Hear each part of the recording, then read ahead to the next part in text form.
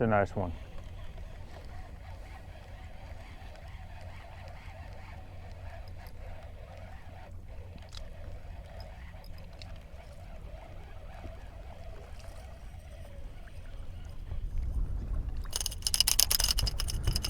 All right, ladies and gentlemen, folks at home, my name is Devin Denman. I'm a lifelong inshore angler, a former fishing guide, and today what I do is I teach people how to come out here and catch these right here on Louisiana's coast. So if that's something that interests you, then please consider subscribing to my channel, and don't forget to ring that bell for all notifications so you know when the next video goes live. Now, today we're out catching speckled trout here in Pointe, Hache, Louisiana.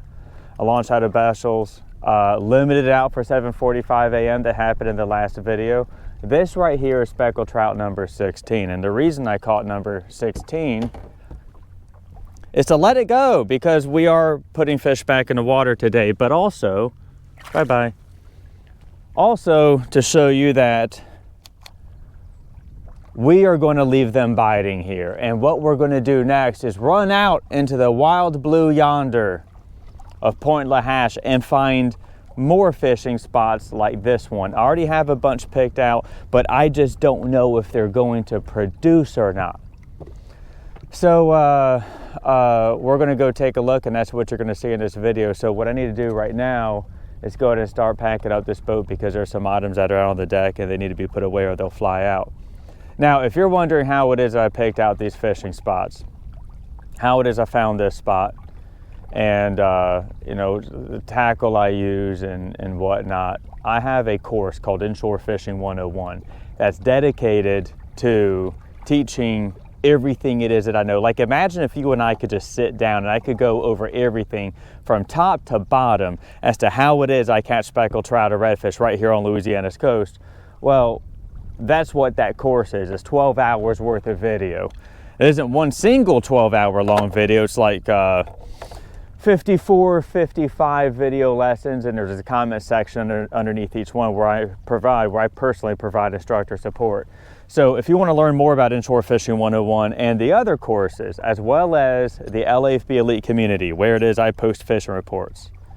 Like, I don't know when this video is going to go live. It's probably going to be, I mean, today is January 3rd, and I already have a bunch of other videos I need to schedule out, so it'll probably be like middle to late February, okay? But if you want to see the report for this trip much sooner than that, well, you would have to be a member of the LAFB Elite community, because when I get home, I'm going to post a fishing report for this trip.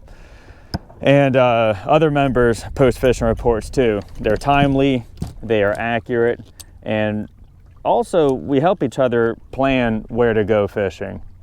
All right, trying to figure out best places to go, best conditions to fish. Geez, man, look at all that bait just swimming around. We are going to leave these fish, and I'm going to be super kind to them. I'm going to be really cool, and something I'm not going to do is motor over the top of them. I'm actually going to pick up this here Cajun anchor, and I'm going to drift/troll out of here. Don't want to screw this up. I might need to come back here, and we don't want to pressure them. You know why it gets hard to catch fish in places like the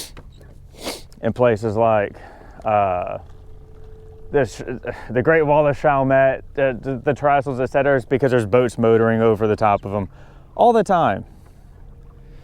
Mildly annoying. Probably makes it very difficult for those fish to catch a breather and eat. So yeah, and I'm using a Cajun anchor. I rarely ever fish like that shallow with this boat. Usually I'm in deeper stuff or stuff where I'm comfortable spot locking. But today I want to make sure I'm going to be stealthy, and I think that kind of contributed to this morning's success so far. If you don't know where to get a Cajun anchor like this, like all the local stores in Louisiana, like Gus's Tackle, Puglia's, Chag's, they'll have them. Sanji's down in Houma, that's another great tackle store. B&B Tackle in Belle Chase, that's another great tackle store. Lots of good local tackle stores. Take me this way, trolling motor. We're gonna be super respectful to these fish.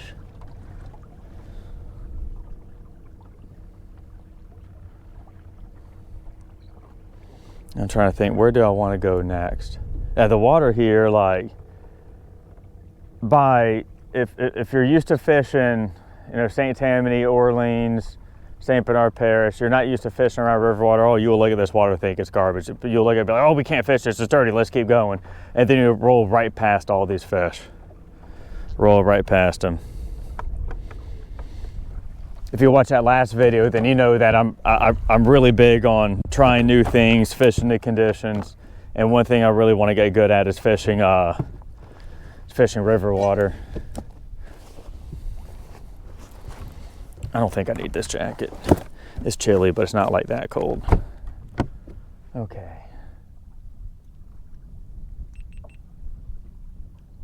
All right, what else do we need here?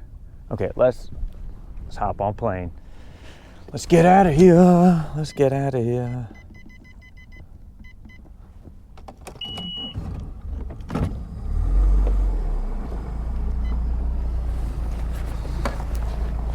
Figure out where it is I want to go next.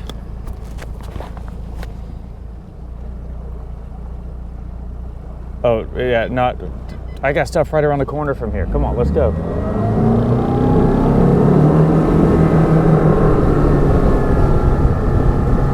I was thinking about running more towards open water, like Lafourche, Campo, all that, but I think I'm gonna stick with closer stuff. Like, basically I'm gonna fish the same tidal highway, just a little further down. Now, conditions today, I already went over conditions in the last video, but I did not do that yet in this video. As you can see, it is overcast. We have a hard falling, like 2-foot range tide. A 2-foot range is like really big here in Louisiana. You know, if you're from Florida or South Carolina, a 2-foot tide really isn't that big, but here it's huge. And it'll be quitting sometime around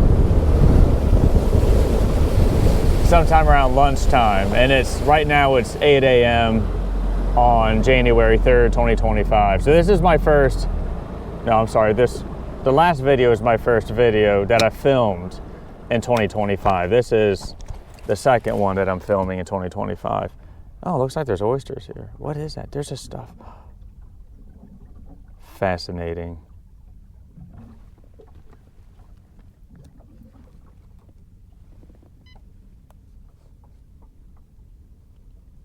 I don't know if those are oysters or if that's just all fish on the bottom. You know, it's kind of, we're going to find out. I know this area got pillaged pretty hard by Mardi Gras Pass, but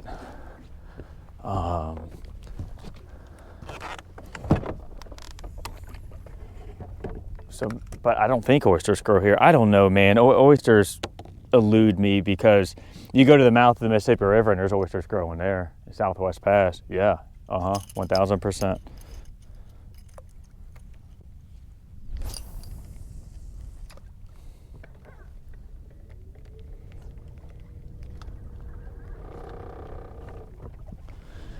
So loud.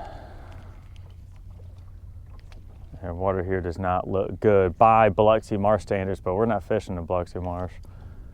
We're fishing Pointe Hache. It's a different animal down here. Yeah, so going back to conditions, the wind's gonna be blowing out of the north 5 to 10 miles per hour. And water temperature here is 56 degrees, but closer towards Mardi Gras Pass, towards where the river's dumping in the marsh, is like 50 degrees. All right, big difference. And the reason why it's that much colder is because all that water is coming down from up north where it's significantly colder.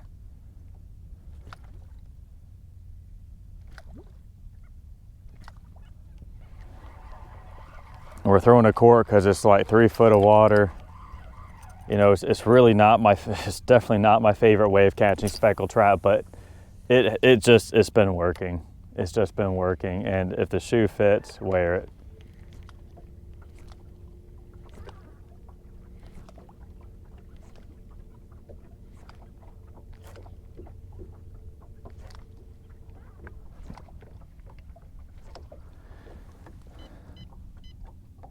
And this spot's GD13. So we're just poking around it. We're just trying.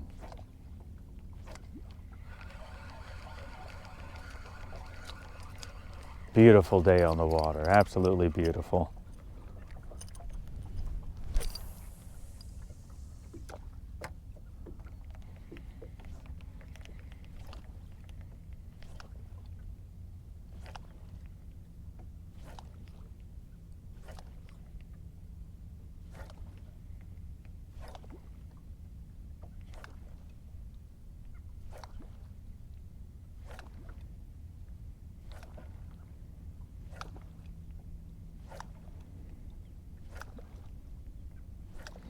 You can just like see that point over there. Let me get the hand camera. I might miss a fish over here on my right hand side, but I really, this is a good shot. I really want you guys to see it.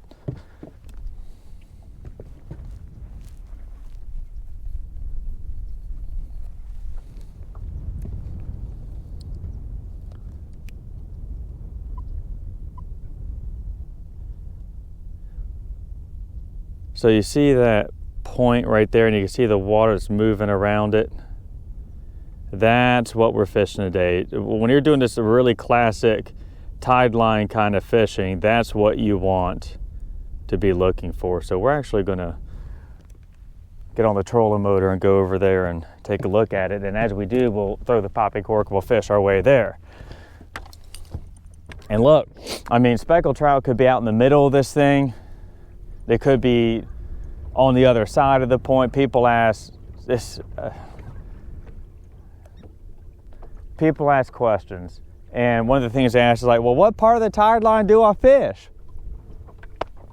Fish the whole damn thing. Like, is it, you're not going to go on the other side of the tide line and have, you know, the tide line police come out and tell you, all right, foul, you're on the wrong side, and they're going to dock you points or something. Like, your credit score isn't going to take a hit if you fish the wrong part of the tide line. Fish the whole thing and see where the fish are holding. And I say that because the bottom, the structure, and by structure I don't mean things like bridge pilings or rocks. That's not structure, that's cover. Structure is how a body of water is shaped. The bottom structure, the structure of the water, could be shaped differently at each and every tide line. You don't know, and that can change where the fish hold. So fish the whole damn thing. There you go. That is your $1 million answer. Boy, that's such a pet peeve of mine when people don't want to apply effort. The answer to the question is apply yourself. Try. Just get out there and fish it. It isn't going to kill you if you accidentally cast the wrong spot. The worst thing that's going to happen is you're not going to catch anything, and then you'll just know not to do that. Cast somewhere else. That's it.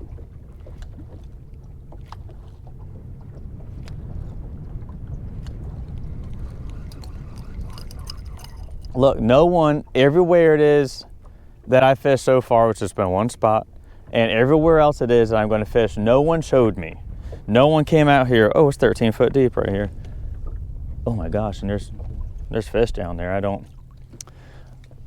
Where's my heavy, I need a heavier jig than the ones I got tied on if I'm going to fish this properly. Yeah, we don't fish 13 foot of water with a cork. I don't think this is going to produce just because, we haven't been catching them deep. Like when I went to the Biloxi Marsh, I tried to catch them deep. I tried, and it just was not happening, man. It's probably going to be the same thing here.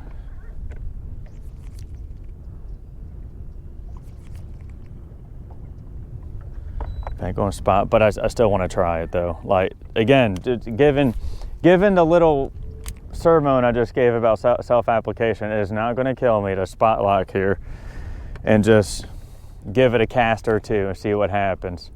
Because if they're definitely feeding at the bottom of 13 foot of water and you cast a jig out there, you're going to get bit. There's no way you're not. Like, these are speckled trout we're talking about, not freaking largemouth bass on day 3 of the Bassmaster Classic. Like, no.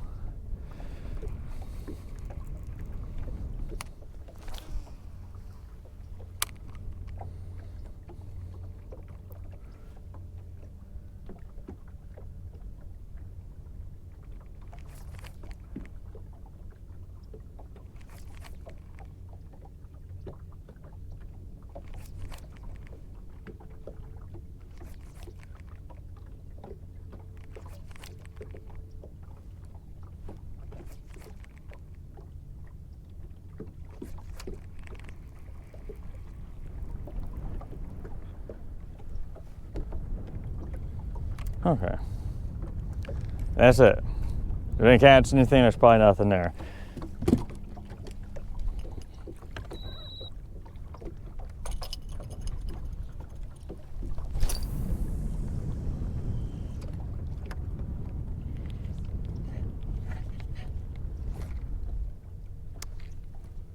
There we go.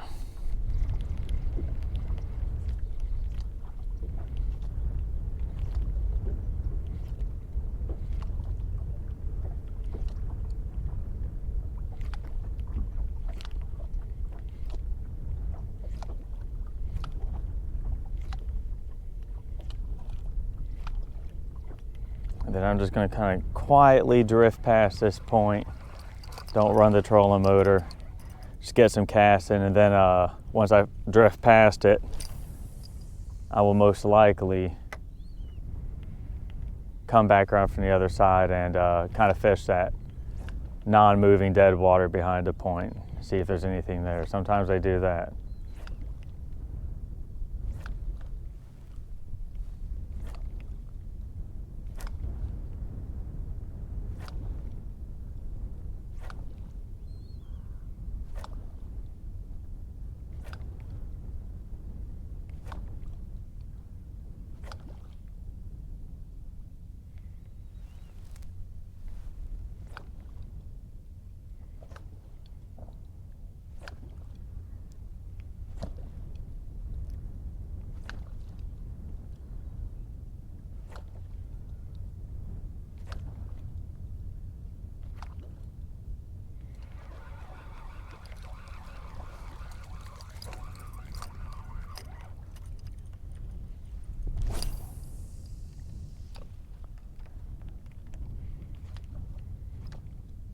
There's got to be fish on this tide line. There's no way they're not.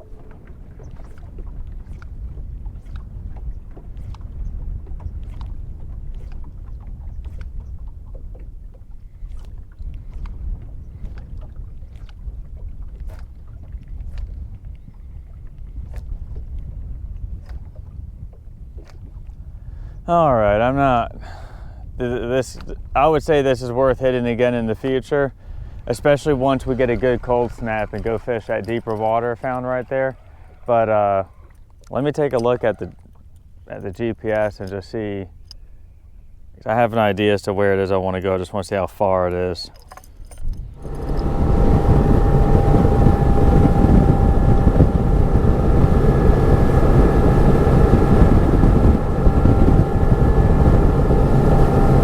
All right, we're coming up on GD3.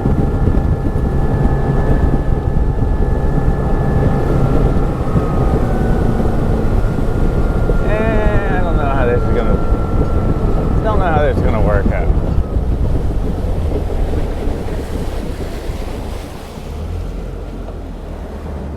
Just wondering how far outside I can get, you know? Because I know that, ooh, 3 foot. Good. I'm seeing, yeah, seeing little fishies swimming around already. Already got the fishies. Okay, where's my hat? Where's my Lucky Gus hat? Trolling motor, and then like that's the point. And we're just gonna, it's gonna be kind of ugly, you know, trolling around, throwing a popping cork at it, but all we need to do is have something bump that cork or catch a fish, and then we'll know, okay, all right, now we can focus on like where exactly to position the boat, get that wind to our back, get a little more ideal. Like, it's not really ideal to be casting into the wind, but you know, I'm by myself, so that makes boat positioning a lot easier. I don't have to worry about, like, if you're in a bay boat and you got 4 or 5 people in it, you don't want to position the boat pointed straight at the fish, because the people in the back and off the sides of the boat can't really cast at them. Really, only 1 or 2 people on the bow can. What you want to do is get that boat sideways to the fish, port to starboard. But right now, when we're looking, you know, it isn't going to be ideal. It isn't going to be perfect. You just get in there and you just cast around.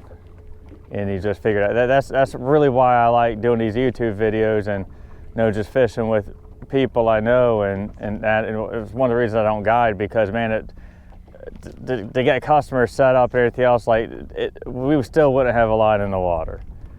And you could really only fish stuff you already know.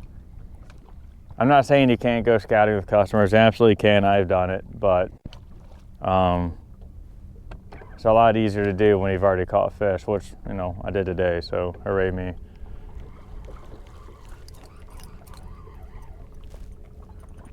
But as I troll around, you know, it's probably deeper. This little bayou that's dumping, you can see the water dumping out. It's probably deeper over there.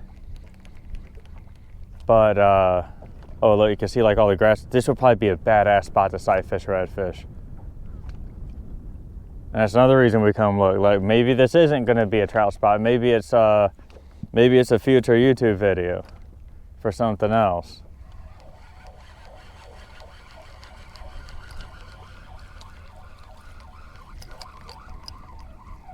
People go sight fish up in the Biloxi Marsh, and, you know, that's cool. You do that. I guarantee you the better action's down here. Guarantee you.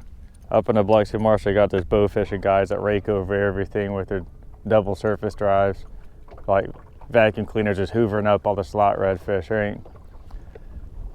And that may or may not happen down here, I don't know, but I haven't seen any bow fishing rigs out here, so I would much rather come sight fish down here. That, and just anywhere where there's going to be aquatic grass, it just tends to be richer. More bait, more fish.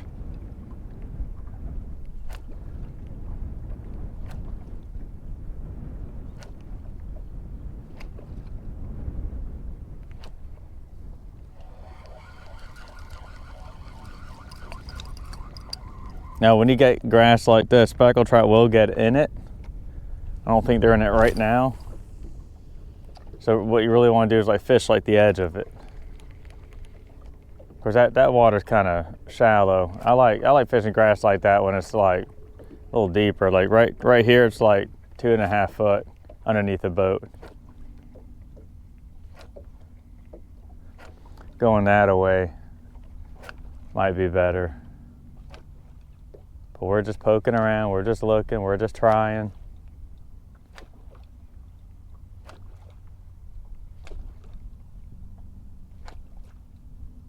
All right. Tell you what, I got lucky and just smashed him at the first spot.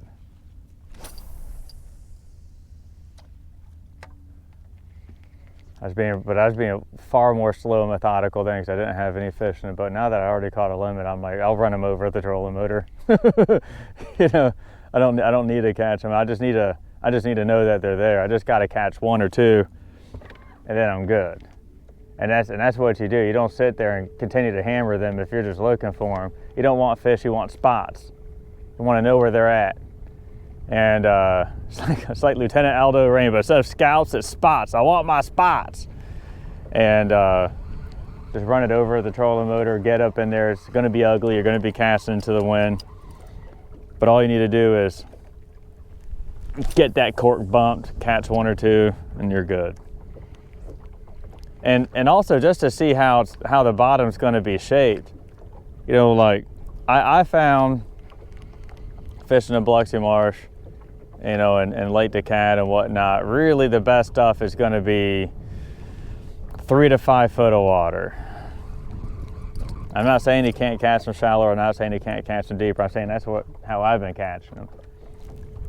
With a water temperature of 58 degrees, and if that sun comes out, it'll warm up more than that. So that's not a wintertime temperature, that's a fall time temperature. Winter pattern doesn't really kick off until the water stabilizes around 54 degrees, and it has not done that yet. It's been unusually warm. So it's not the winter pattern, it's the shrimp have mostly ran out and the trout are eating something else now pattern.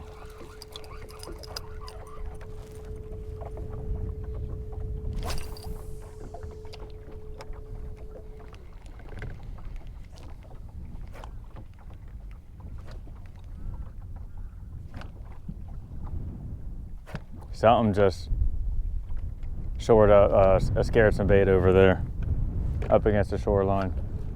Probably a redfish. So it's just like, all right, duly noted. I can come back here. Yeah, you could go down the shoreline with a gold spoon. You'll probably catch some redfish doing that.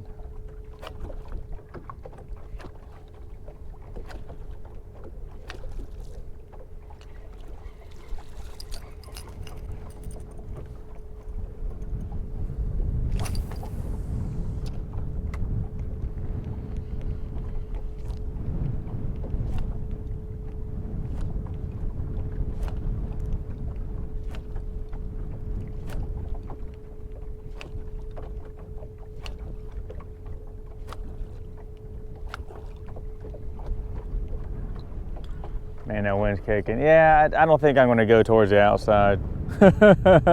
It just might be brutal out there. And not unfishable, but, you know, running with the cameras and then water's getting on the lenses and, like, I got to look down and check that lens, okay, and that's fine. But that's like when I turn around and I look at the boat cam and I see that there's a glob of water on it, I'm like, gosh dang it, now I can't use that. I gotta go wipe it off, and then I'm thinking about that, and I already have 100 things to think about. Let's just find speckled trout right now. My brain's not that big.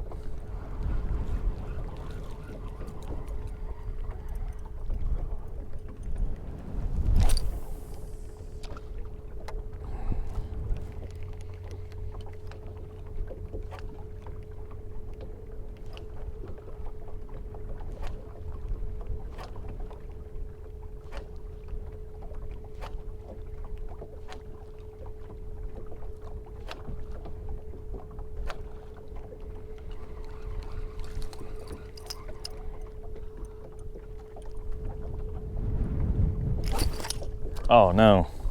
Oh no, look at that nasty wind knot. I caught the hook keeper on its way out. Oh man, this ride might be done. Look at that. Oh, bummer, dude.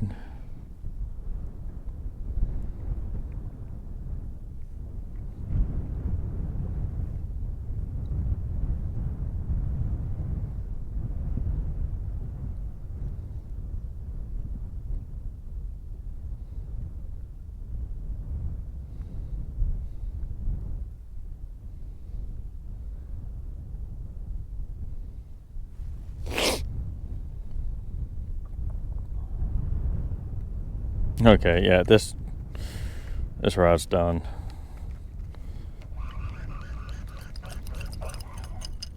Let's run around the corner to the next spot. Let me see how far it is. I might have to take the cameras down again. I got another rod. I'll get that one rigged up.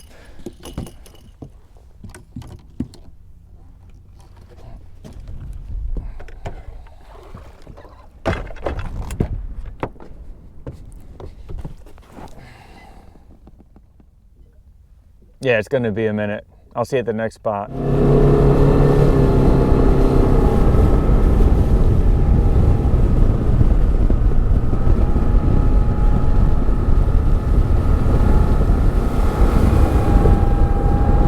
now, what is this? This is a target of opportunity, I think. Or is it the stupid shallow here? Yeah. I'm gonna go with stupid shallow. Okay, dang it. Well, there's some birds showing interest in the water over here. And I am running through a body of water I've not taken a closer look at, but the water just could be super shallow, and that's what, I mean, they're diving on something up there. The water could just be super shallow.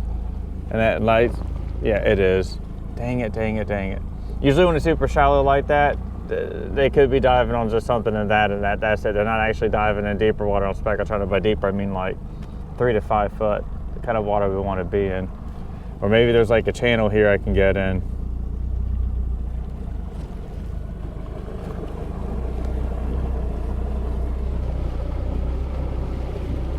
Yeah, I did not look at this rat on Jed. I think I'm about to pay the price for it.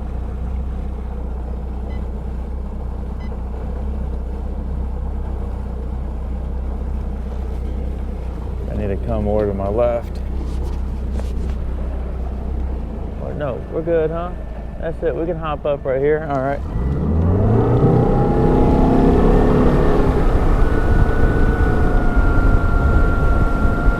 All right.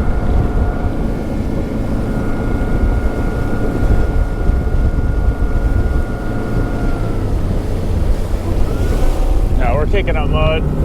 One in doubt, hammer out.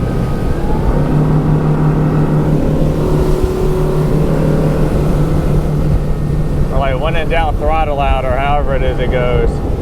Yeah, we're good. We're back in deep stuff now. All right, well, whatever. We're not going to fish those birds. Oh my goodness, that's deep water, but I see movement. There we go. All right.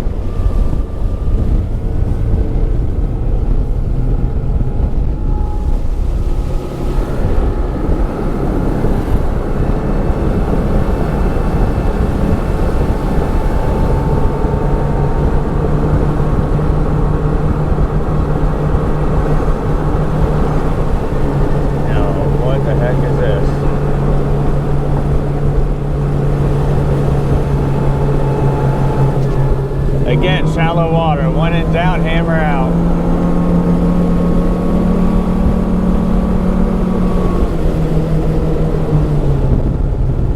Crazy spoonbill. It's a beautiful bird.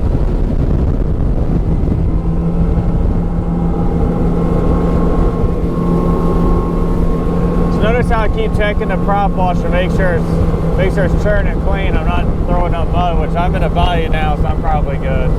It's just wider bodies of water that tend to silt in first, tend to be shallower.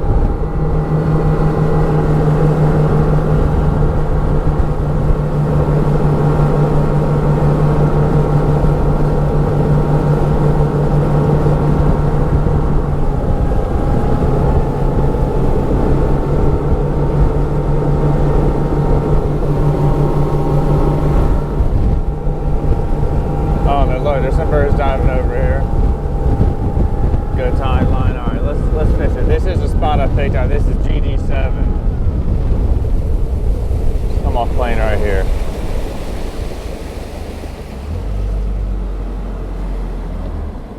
And start looking at it. Like you can see how the water's kind of like churning here. Look, that's how you can look. You can look at that and you just know it's deep, and it's 18 foot deep right here. And you know, if it were colder, water temperature here is 60 degrees. If it were colder here, I would definitely fish this. There's a stump down there and there's a bunch of bait around it. Interesting.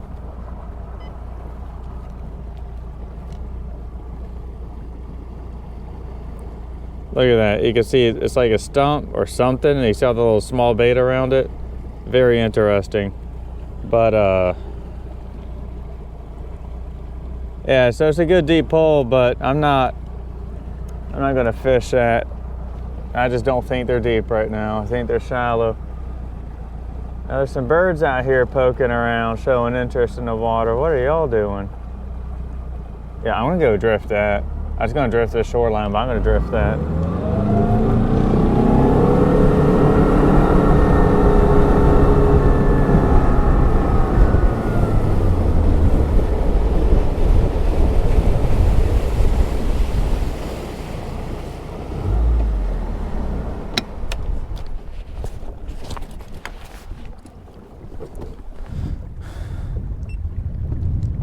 Well, almost got stuck and went from that to finding some diving birds, so. Cool.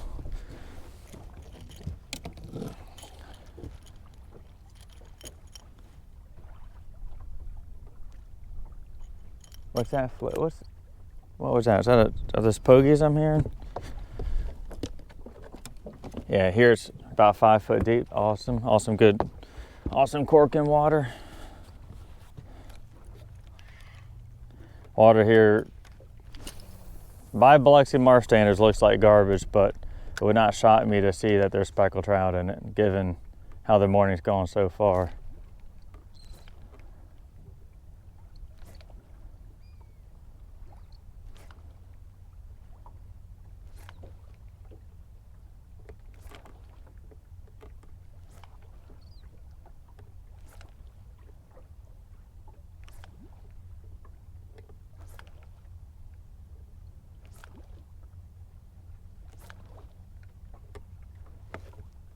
Let's spot lock.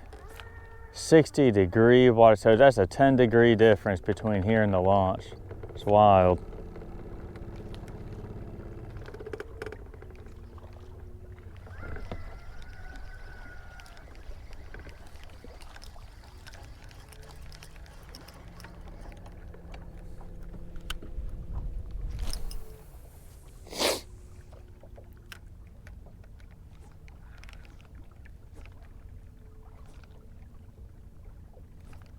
And water's moving out real good here, right to left. I like it. Oh, what was that?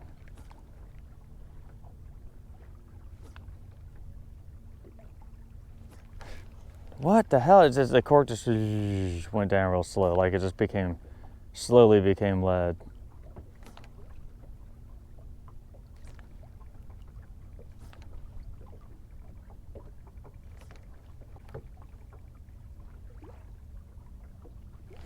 There we go.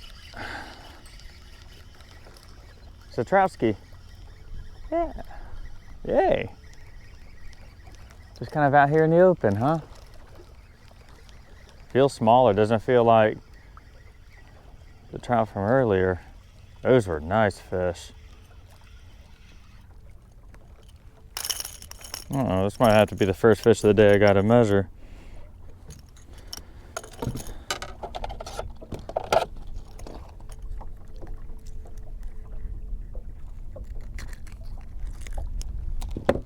I don't know. No. First throwback of the day. All right, let's try that again.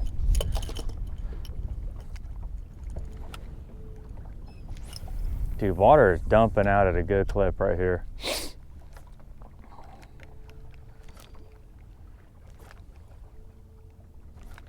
Now I caught that fish over there, but I'm going to cast out this way because you see how the water is just moving right to left, my right to left.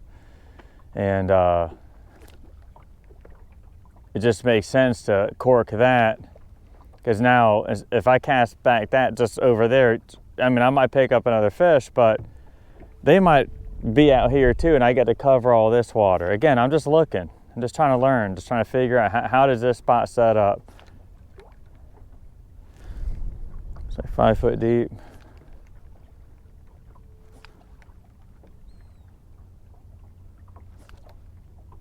This might be good for a jig head. Just let that jig roll across the bottom.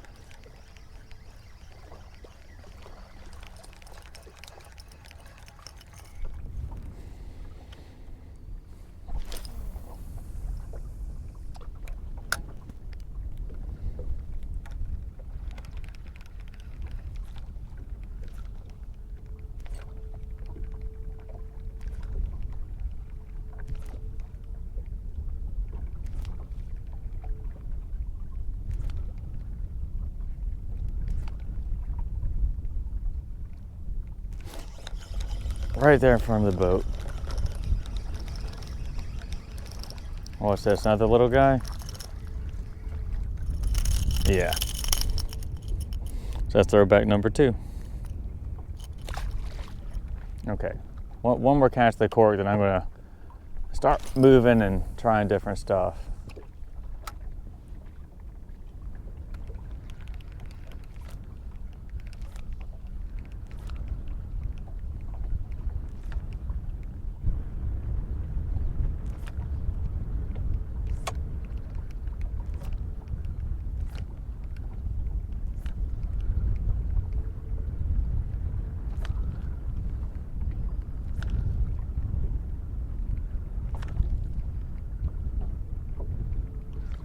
Okay.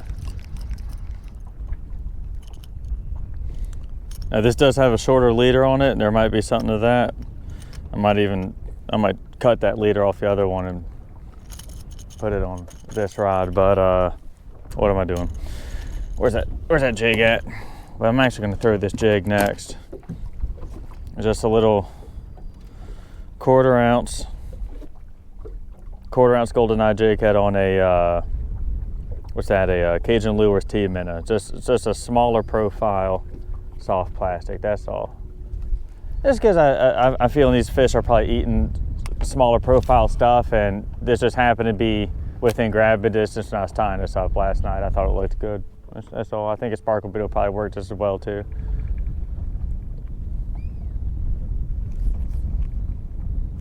Ooh.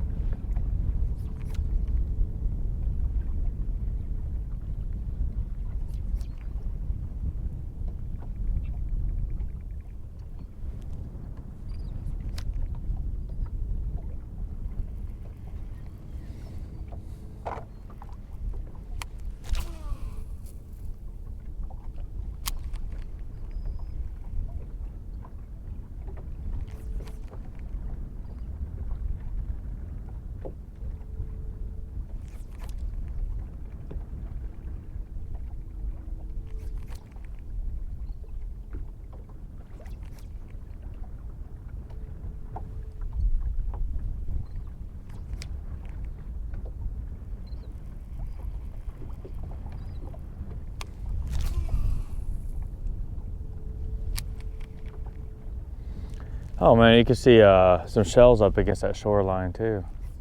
Interesting. Well, there's a bunch of something popping out there. Look at, what is that?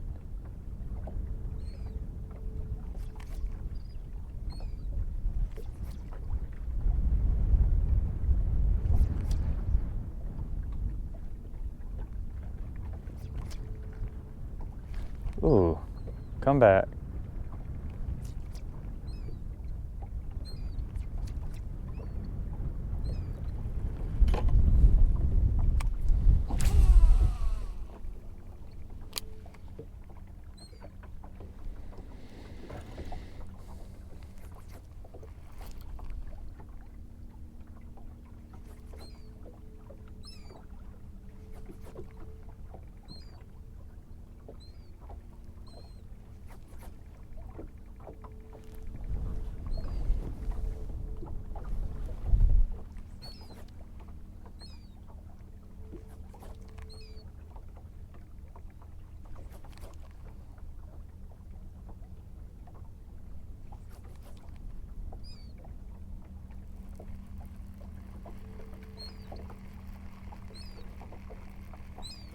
And I know that other rod's messed up, but I'm just gonna cast it out anyway. Boy, I'd love to catch them on a jig, but I just got that feeling. And they just want that slightly, they want that 3-foot leader, not that 18-inch leader. Or however long that is. That's a yard.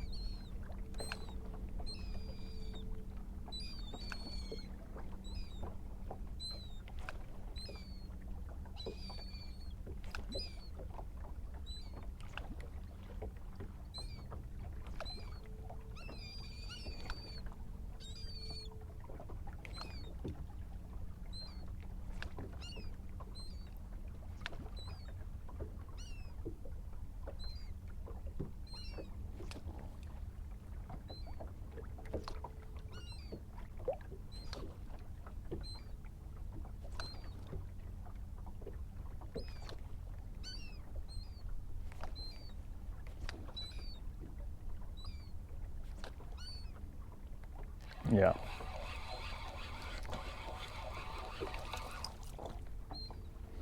You know what, I'm gonna do something crazy here.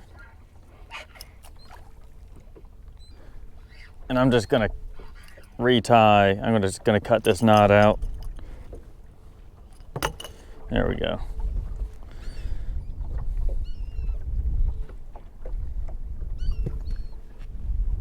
Try not to tangle up too much here.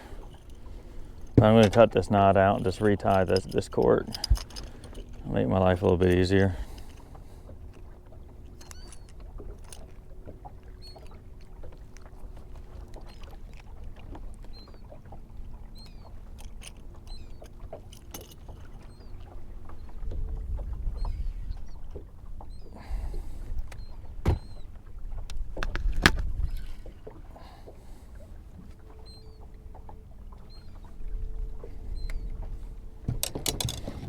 That way I get to keep this rod, keep it rocking and rolling. And man, it's been the good rod, you know? It caught the fish this morning. And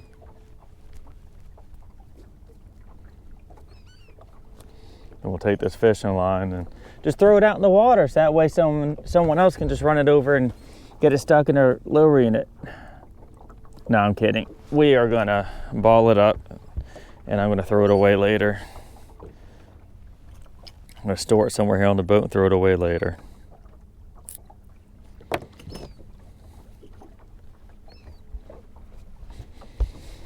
Bang, there.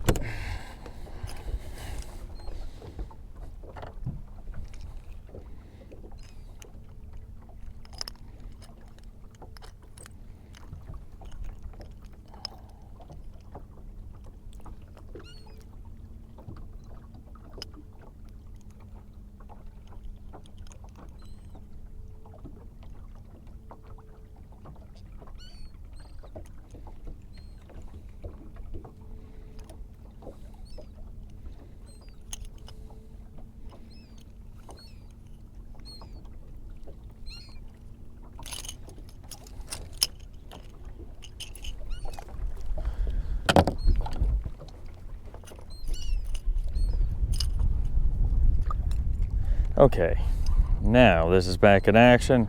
It didn't take too much line off. You really don't want to, you want to keep that spool as full as possible, because as you can see while it's casting, like you have this crown, and you don't want to have so little line that it's just slapping that crown so much on the way out. That'll really hurt your casting performance. You really don't want to have a spool that's too full either, because then you know, more than one loop of line will come off at a time, and then you start getting wind knots and everything else. But this is good enough for now.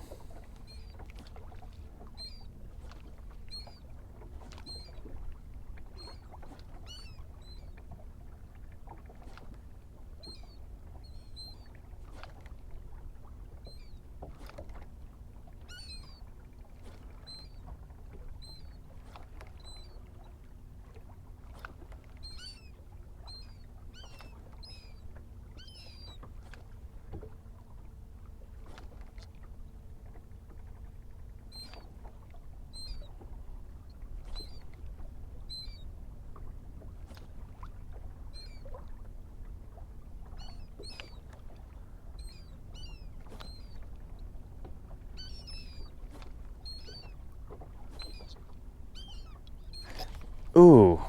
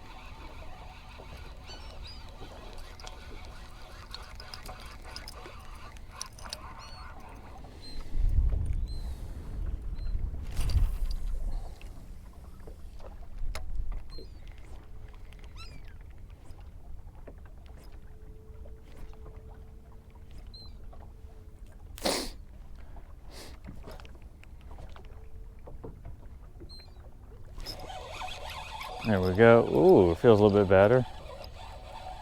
Yeah, those birds are showing interest way out there on the off the left-hand side of the boat, and so I just made a bomb cast out there and hooked up. So maybe I might need to reposition a little closer over there, or just stay put and just keep casting like this. There we go. That's a keeper. All right. Had to adjust our tackle a little bit, but we got it done. Very nice. I hooked you right in that meaty part of your tongue, man. Ooh.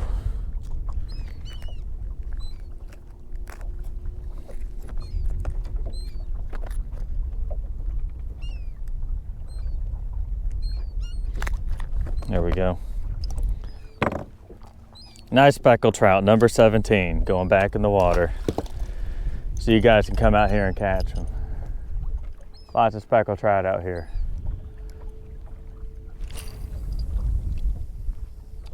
That water's just dropping like a rock, moving at a good clip. I love it when it does that. It just makes it so much easier to cover water.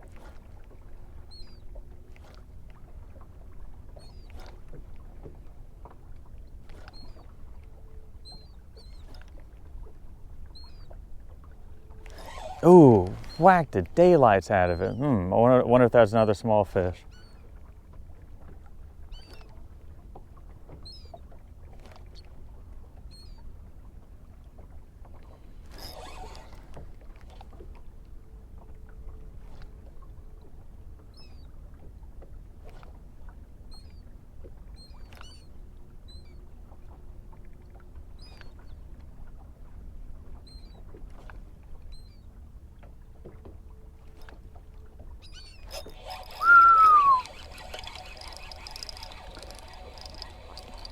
Okay, if this, regardless of whatever this fish, I think I got this figured out. So I'm gonna drop a waypoint on this so I can add it to all my GPS files. Oh yeah, nice speckled trout. Yeah, boy. And all right, so what I wanna do next is leave these fish to go find more fish. I actually wanna go to that shoreline where I see all those shells on the bank. That's probably gonna be awesome. Speckled trout number 18. Keep moving, keep going. Yeah, you know what, we'll just idle over there. How about that?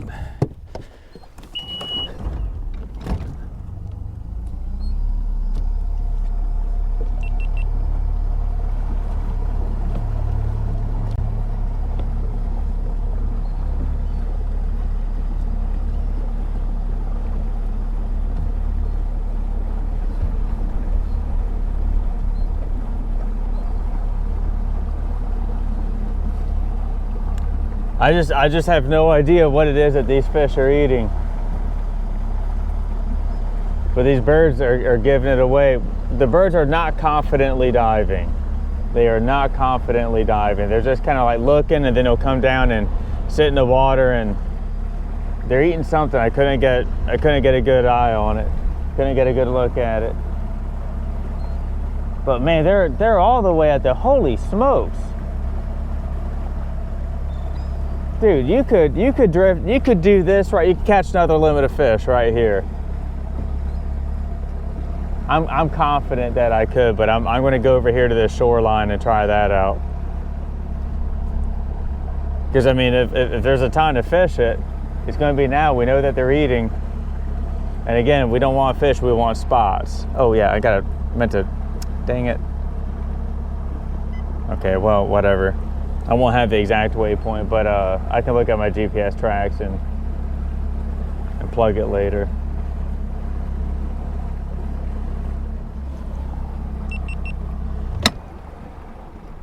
Okay, so like I was saying, right here it's like 3 foot deep, 4 foot deep, so it's good corkable stuff. All right, let's try it out.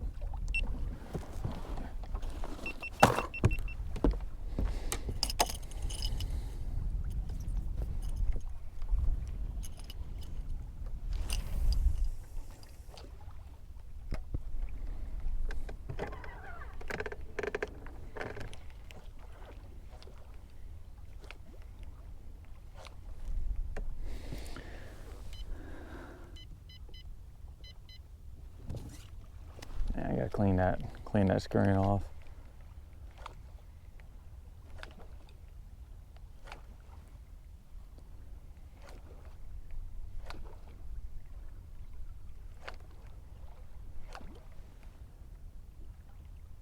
It's a tidal highway filled with birds, and the trout are in it.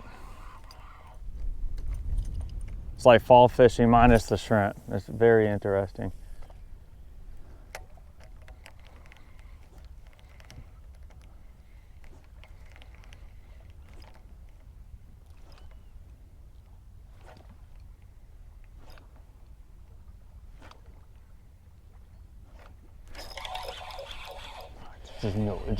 Just knew it. You just look at something in your life, there's gonna be fish there.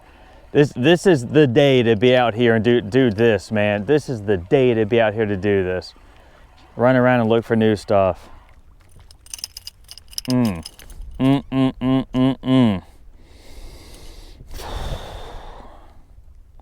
in the chin. Nice speckled trout. Nice eating sized trout. And that is speckled trout number 19 going back in the water. Let's see if there's more.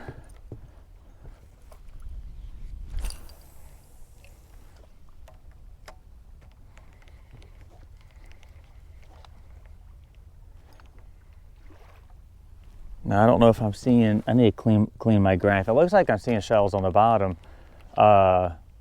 Usually when you see shells on the bank, they extend off into the bottom, and they're good because they make the bottom hard, and that's like a more consistent bottom. It doesn't get dirty as easily as like a bottom that's comprised of like pluff mud, like what you see up in Biloxi Marsh, Cocodrie, etc. One of the reasons I really like fishing the river when she's low is she has a hard sandy bottom, and she just stays clean no matter what. Doesn't matter what cold front, what wind blows, whatever, she just stays clean as long as she's low, as long as she's under 5 feet. She's not underneath 5 feet right now. Water here looks better.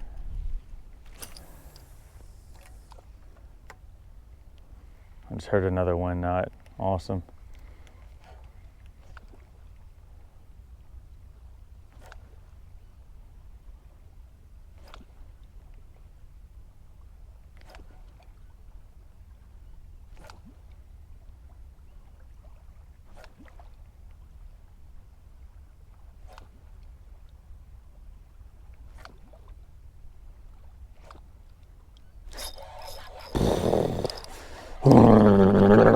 Oh, I love it.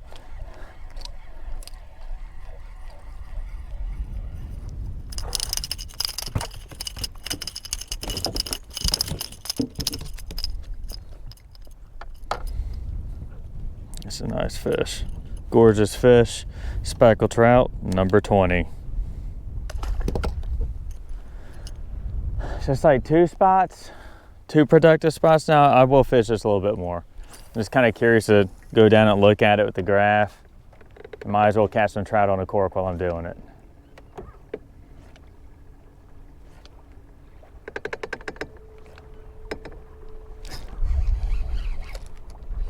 Nice. Dude, yes.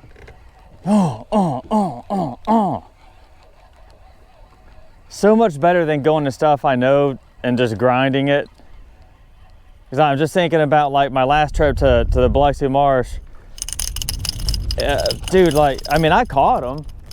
I mean, I caught 18 speckled trout, 15 of which were on camera. You know, caught a limit on camera, but 21. But I had to freaking put up with people. I had a guy come and throw an anchor on, or I was catching fish. He didn't even say hi. You know, like, if you're gonna pull up next to me, I mean, at least acknowledge me, at least say hi.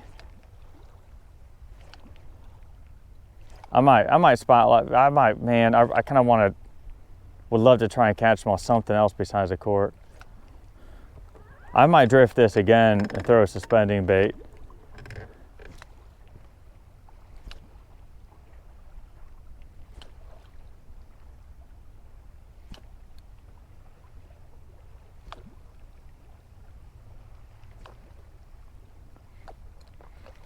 But so much better than going to the Biloxi Marsh and putting up with, I mean, yeah, I know it and I'm comfortable running around it because I just fished it forever. But frick, man, there's so many people that go up there and trout get raked over and lots of throwbacks, and you're putting up with lots of boats. Since I've been out here, aside from when I launched this morning, I've not seen another bay boat, and it's Friday.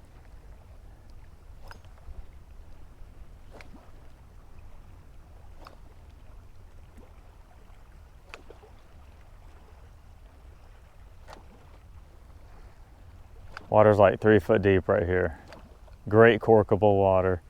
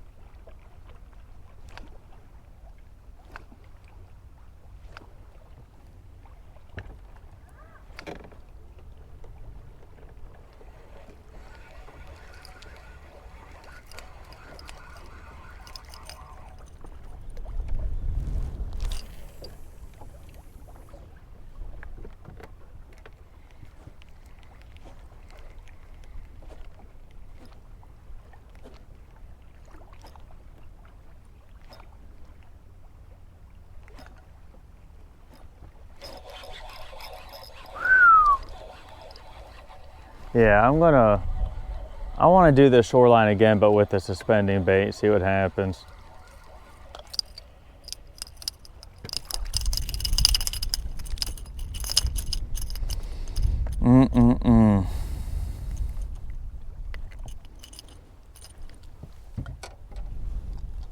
Speckled trout, 22. Let's yeah, let's do that. And those birds are just still out there going bonkers.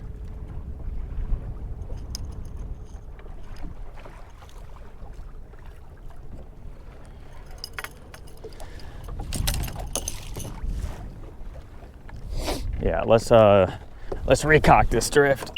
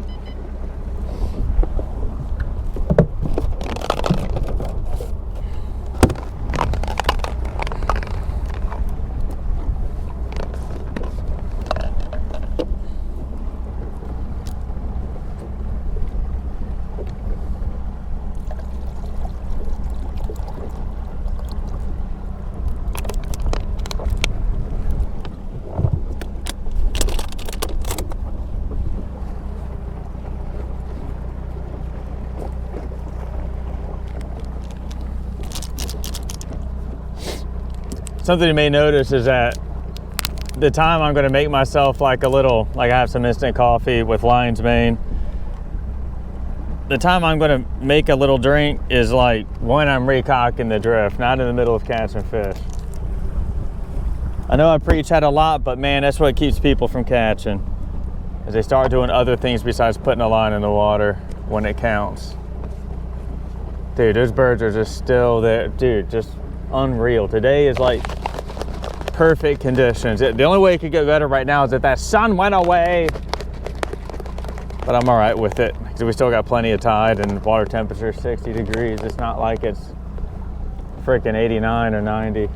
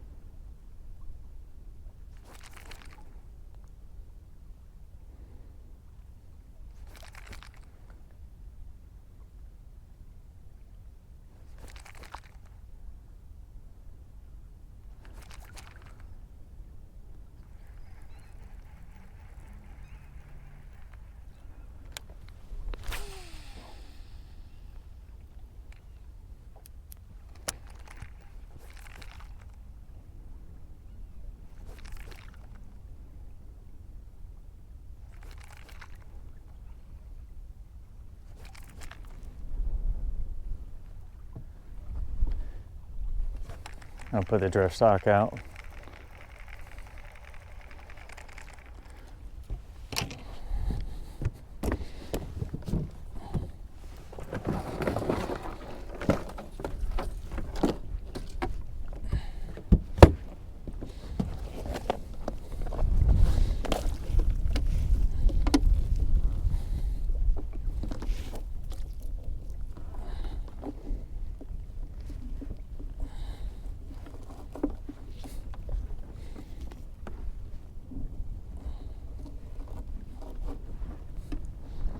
There we go. Kind of slow our drift down a little bit because we're yeah, there we go, down to 0.5 miles per hour. It's before we're getting to be like 1.2.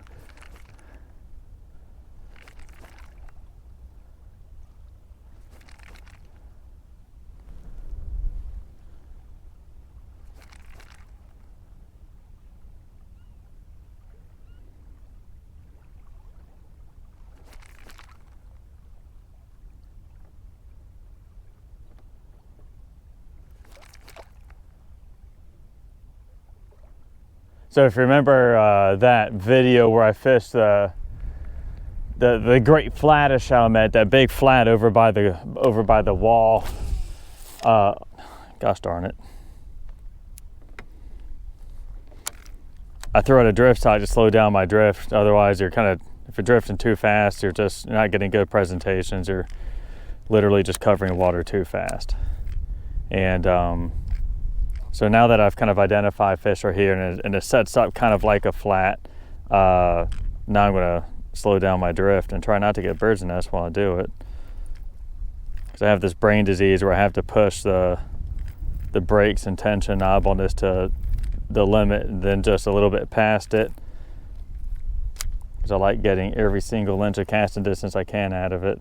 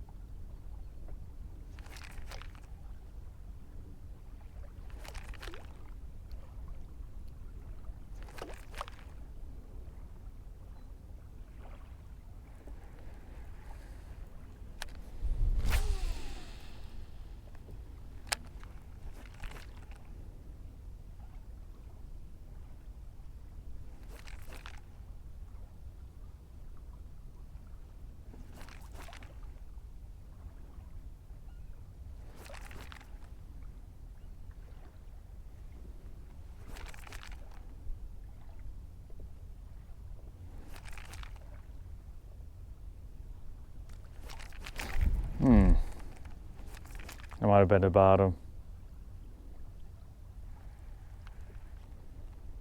Yeah, I think that's just the bottom.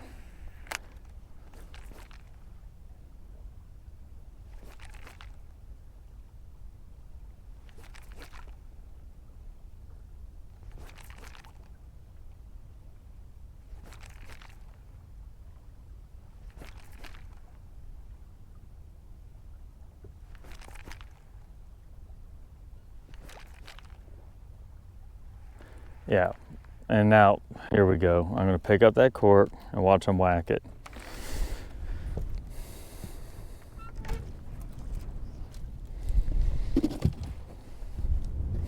Just a cork day. I bet that's all it is.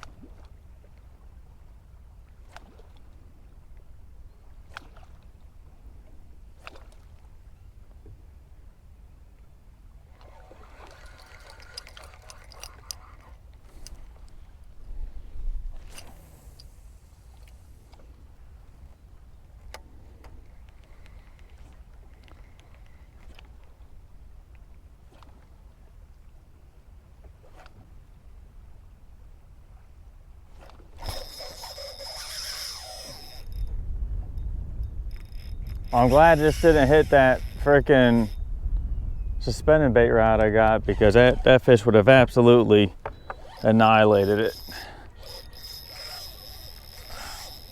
Come on. Oh, it's so aggravating. This, I mean, he's just walking. He is just walking.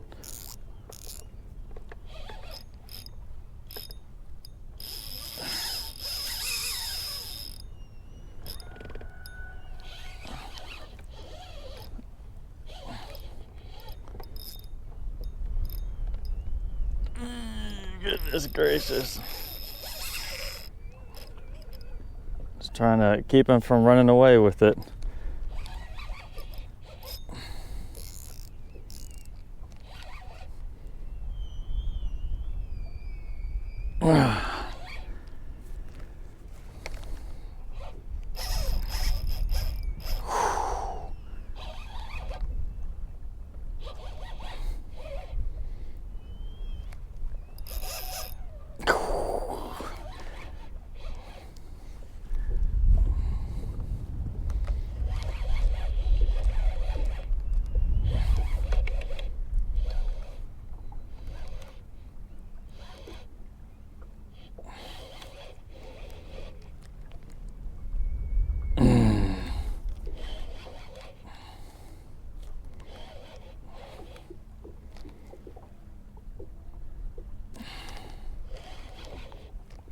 Yeah, I spot locked so we wouldn't burn the rest of the shoreline. I tell you what, there's one thing that will absolutely screw up a trout bite is a big old hammer red running through it.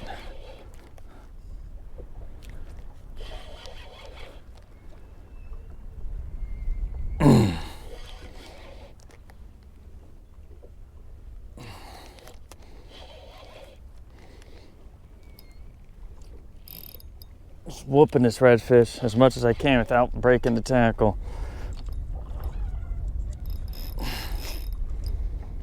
It's not that big. I thought this would be like a 40-inch redfish or something. No, it absolutely is not.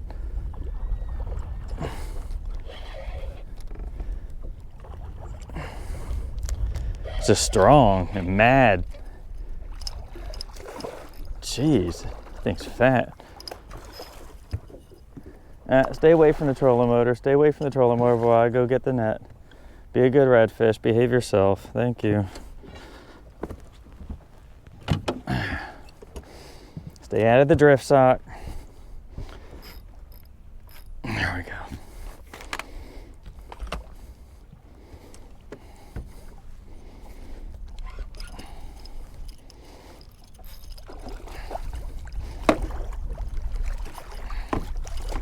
They're really not that big.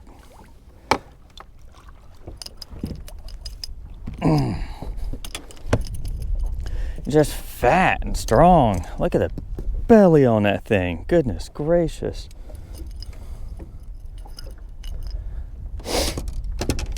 What have you been eating, huh? You look like you've been eating well. Wow, and that sparkle beetle just fell right out of its mouth. Look at the belly on this fish.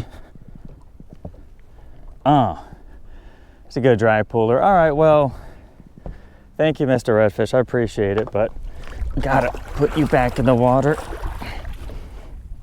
And we're gonna do it the right way. There we go. Thank you.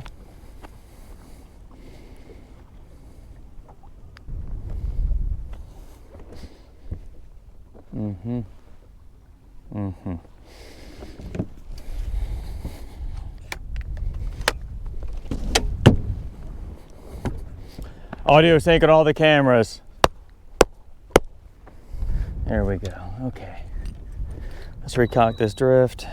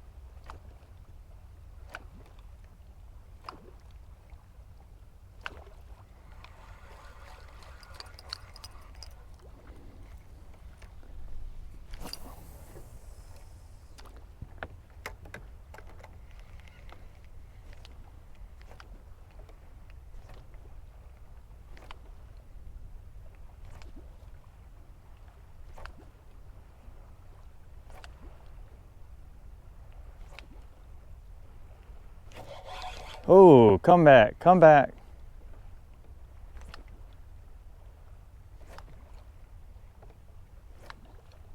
Yeah, I'm thinking that redfish kind of trashed the trout bite here, because I'm sure I'm throwing his cork a lot.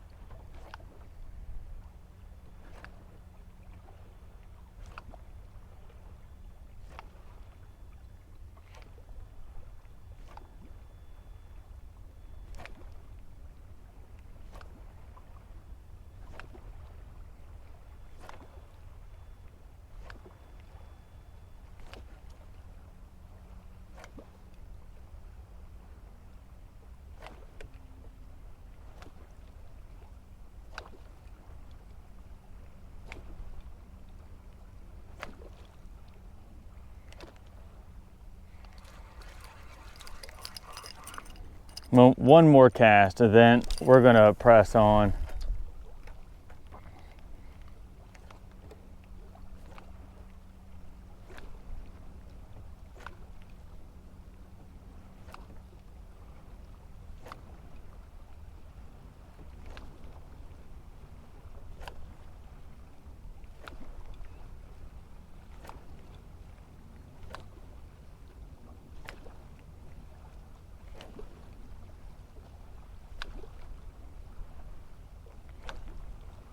Yeah, all right, let's get out of here.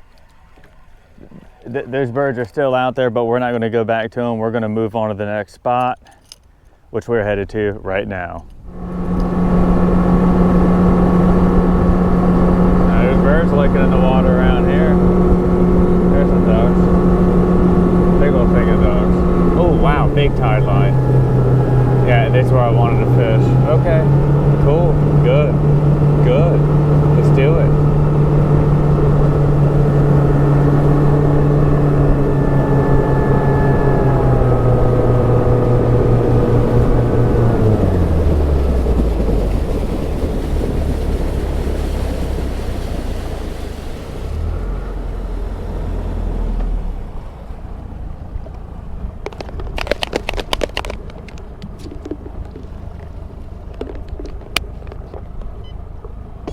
Three foot of water, nice rough looking bottom. All right, let's cork it. Very corkable.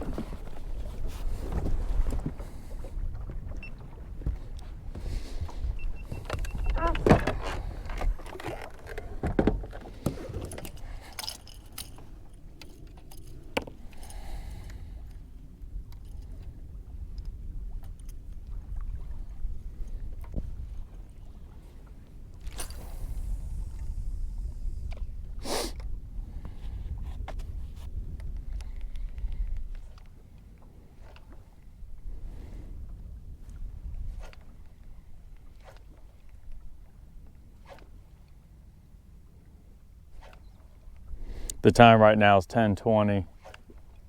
So I got, if I recall correctly, like probably another hour or two of like good falling tide, and after that it's probably gonna peter out. That north wind might actually extend it a little bit. Maybe, we'll see.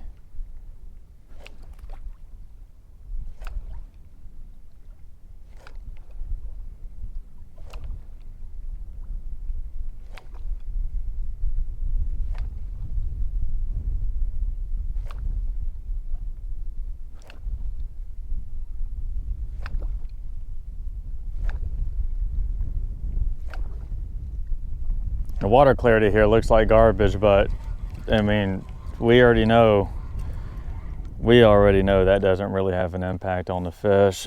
They're just going to be eaten.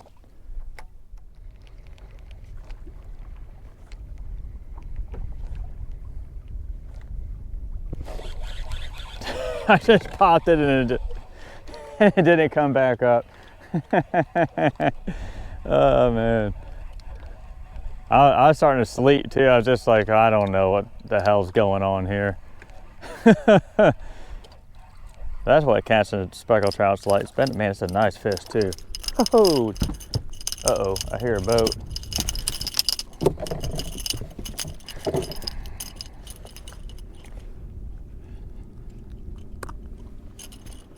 That speckled trout, I think 23. Yeah, 23.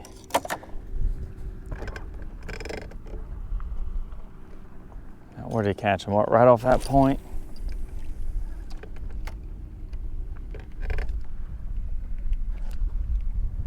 I know one of my LHB Elite members is out here fishing somewhere around here today. That might be him over there. I don't know. I just know he's in, I think he's in some kind of a white bay boat. I just can't remember what boat everyone has. Can't remember so many people. Ooh, nice. Oh, this is a trout. This is a nice one.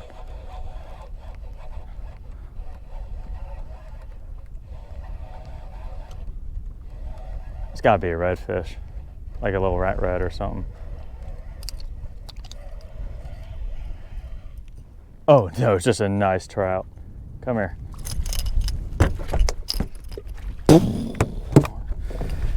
Oh man, girthy mama, look at that. Oh, that's what we came here for today. How long are you?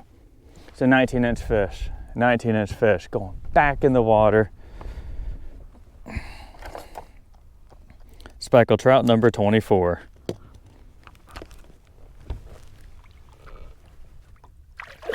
Thank you. Thank you, thank you, thank you. They're just on that point, huh?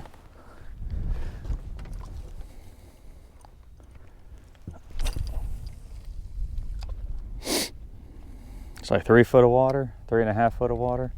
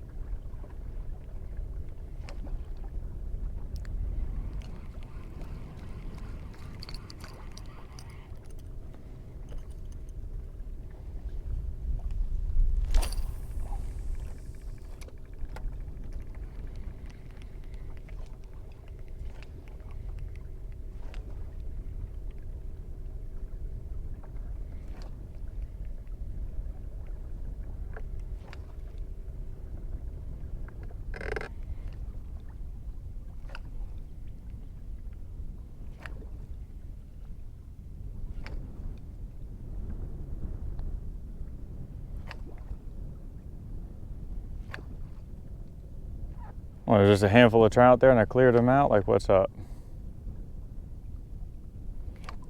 All right. Good night.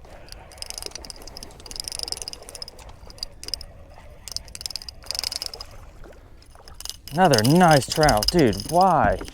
Why would you go anywhere else? Why would you not just fish the conditions? Fish the conditions and catch nice, angry, popping cork eating speckled trout. 25. So That is an old school limit of speckled trout. If you enjoyed today's video, then please give it a thumbs up. And if you'd like to know when the next one goes live, then all you need to do is subscribe and ring that bell for all notifications. But above all, if you want to learn everything it is that I know to coming out here and safely navigating the marsh and finding great fishing spots from scratch based upon the conditions right here on Louisiana's coast to catch speckled trout or redfish, then please consider joining my membership at LAFB Elite. If you look down in the video description, you will find a link, or you can visit lafbelite.com. Tight lines, and thank you for watching.